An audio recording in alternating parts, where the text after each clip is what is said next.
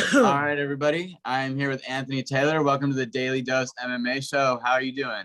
I'm doing great. Fantastic. I've been feeling great like this for about 3 weeks now. I'm already in fight shape. All right. And speaking of that fight, August 29th coming up pretty soon. How is camp been going? Man, camp is going great.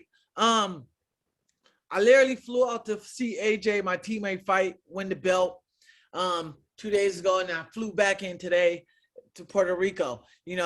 I'm in great shape. If I was a fight tomorrow, I'm ready to go. I'm about 184 right now.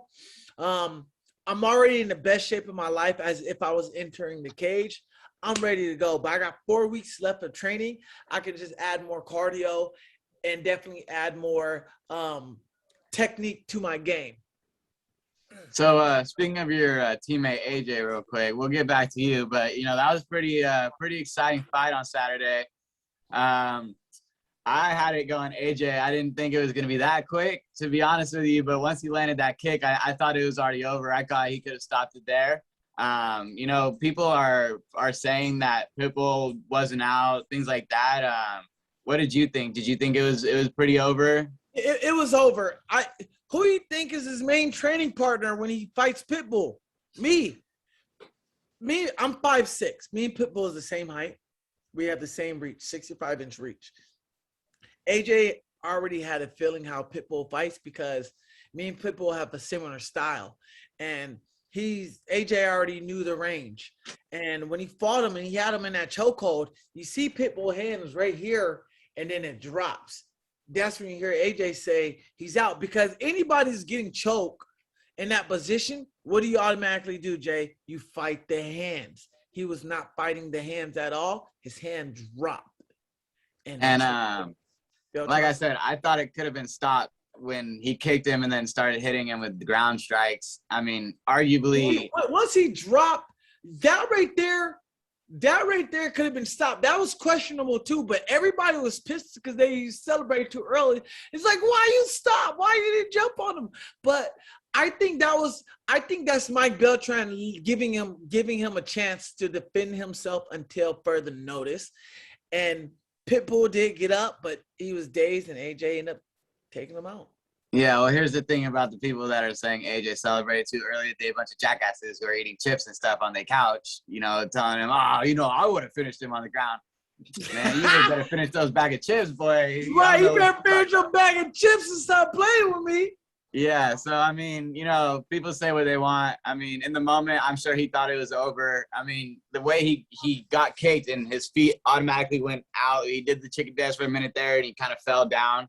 I thought he was out, too. I started celebrating. I started yelling in my house. I mean, people lost twice in one night. You got knocked out and choked out at the same time. Exactly. I mean, if you're AJ right now, you going for that 155 title too? I mean, why not, right? I mean, I know the answer, but I can't give you the answer.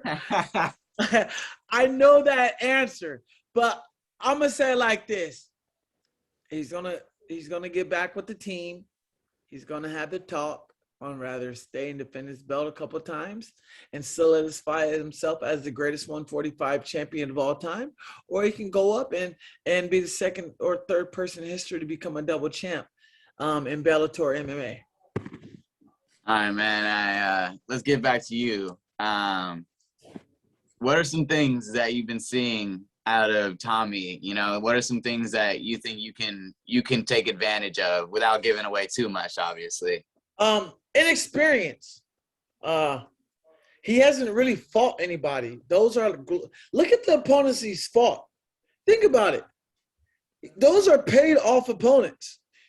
If I fought someone 10 wins and 126 losses, I paid them off. No, there's no sanctioned body in California that can never pay someone to fight somebody like that. Those are amateurs. I'm going to pick them off by experience. He might be bigger, but I'm stronger. He hasn't fought nobody like me. He's coming to fight the real Adonis Creed. I'm the real Creed. He's coming to America to fight the real Creed. I'm that guy. My name might be Anthony Prettyboy Taylor, but in reality, when y'all be watching that Creed movie, I'm that Adonis Creed. I'm that flashy, flamboyant talker. Anything he could do, I'm gonna see it by a mile. Look, you seen the way he fights. He fights sloppy, no technique, nothing.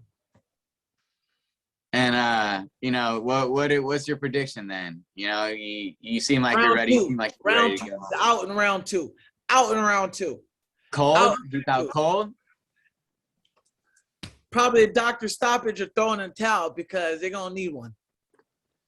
And how long have you just been strictly training boxing? Because I know you were doing MMA for a while. You were on a nice little 5-fight win streak. How long have you been strictly doing boxing? Well, so a lot of people don't know, right, Jay? I've been boxing since I was 18, consistently.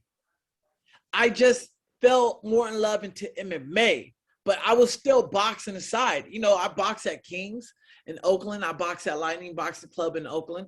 And then on the weekends and stuff, I'll go to Wild Card and train, or I'll go to Jackrabbit in Long Beach. I know Freddie Roach and the whole family there. They know me. They know that I can fight.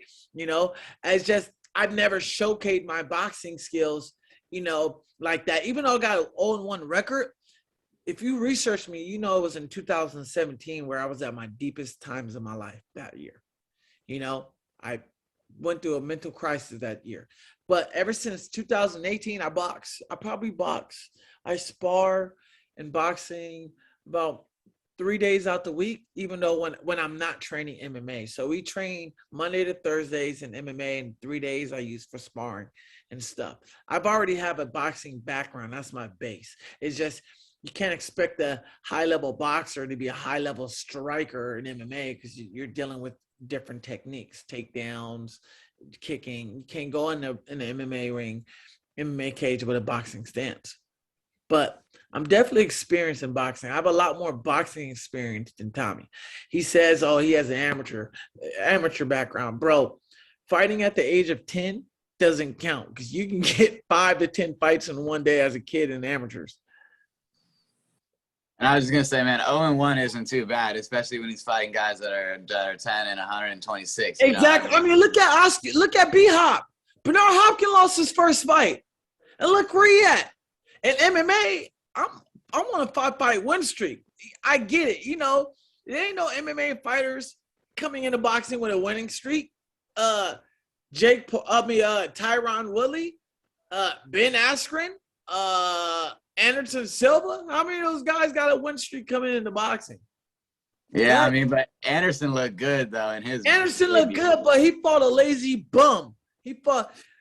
Look, I'm not gonna take credit from Chavez, but he lazy, and you know that he's lazy. He doesn't work hard, and hard work beats out talent. So I was just gonna say, speaking of that main card, I saw a picture of you and Jake Paul. Looked like you guys were sparring together, man. How does he look? Jake looks like he's been, for a person who's been training for 3 years, he looks like he's been doing it for 5 to 6 years.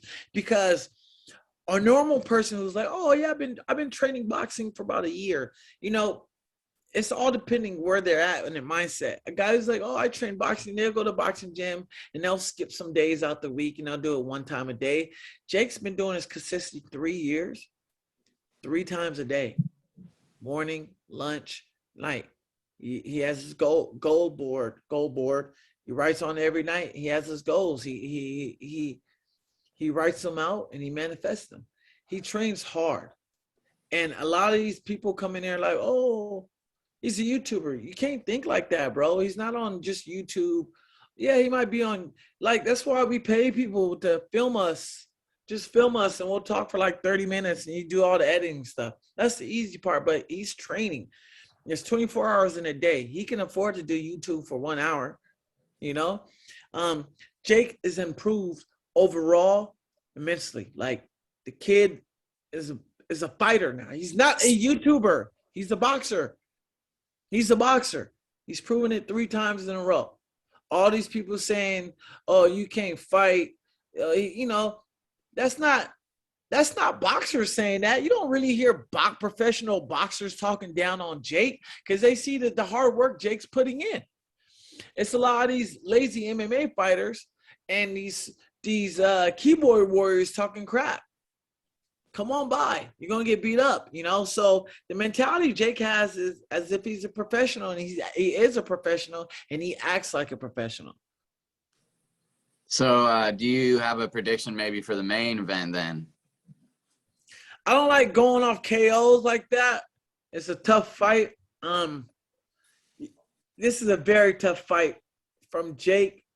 I think Jake embarrasses him by unanimous decision. Oh, you think it goes a distance? I think it goes a distance, but I think Jake just embarrasses him, batters him up. If not, I think it's a doctor. I think it's Dr. TKO. Just cut. It might be a cut that stops Tyron. Do you ever plan on going back to MMA at all, or are you set in this boxing now? I mean, who knows what the future holds? You know, I've spoke to my management team. The UFC is still interested in me. We've spoken to the UFC a couple of times in this past year. That's a goal, to get to the UFC of mine. You know, ultimately it's wrestling, but don't tell nobody. You know, WWE is my main lifetime dream goal.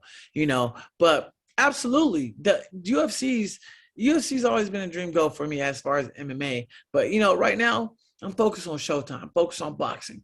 And if I happen to fall back into boxing, in the boxing graces of the gods and stuff, and they say, hey, we want you to stick with Showtime, I'm gonna do what my heart tells me. Gather my team and stick with Showtime or wherever I go. You know, I'm willing to make it happen. So, you know, last couple of things from me. When are you gonna slide the tickets over? You know what I'm saying? Or Man, I'm trying to figure out how I get tickets myself. I gotta buy my mom ticket. I don't even know where the hell I go get them tickets at. So I'm calling around trying, hey Jake, where we purchasing tickets at? I'm trying to figure out where I'm getting the tickets. I just announced, you know, I wasn't able to announce anything until today, but I'm trying to figure out right now, where do I go to buy some tickets too? I got my mom, my sisters, and everybody. man, you need to call up Showtime. Man, I'm fighting, dude. Give me some tickets. Yeah, like, yo, let me get some comps, baby. You know, but I'm sure they will. You know, all depends. And when you're not in training camp and things like that, who is Anthony Taylor outside of the ring or the octagon? Oh man, you know it's crazy, Jay. You're the first person to actually ask that question, bro. Kudos to you, man. No interviewer has ever asked me that question, bro. I'm just a very high energy guy. I like to bust jokes. I like to do pranks. I like to do TikTok videos.